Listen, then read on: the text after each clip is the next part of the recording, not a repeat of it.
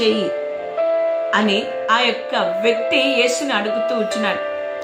ఎంత తగ్గింపు కదా! ఈరోజు కాలంలో మనమైతే గర్వముతో కూడిన మాటలు, అహంకారముతో కూడిన మాటలు, ఏమే దేవునికి తెలీదా? దేవునికి నాకు ఈ రోగం ఉందని తెలీదా? నన్ను బాగు చేయలేడా?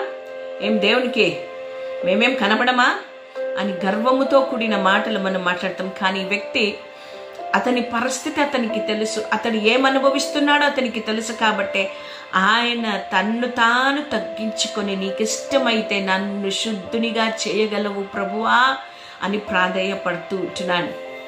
నా ప్రియమైన దేవుని బిడ్డలారా, ఈ యొక్క కుష్ఠరోగి తెలుసు యేసుక్రీస్తు ప్రభువుకు మాత్రమే ఇతన్ని స్వస్థపరిచే శక్తి ఉందని. హల్లెలూయా, దేవునికి స్తోత్రం కలుగును గాక. యేసుక్రీస్తు యొక్క శక్తి మీద ఇతనికి ఒక నమ్మకం, ఒక కాన్ఫిడెన్స్ ఉంది కాబట్టి వచ్చారు.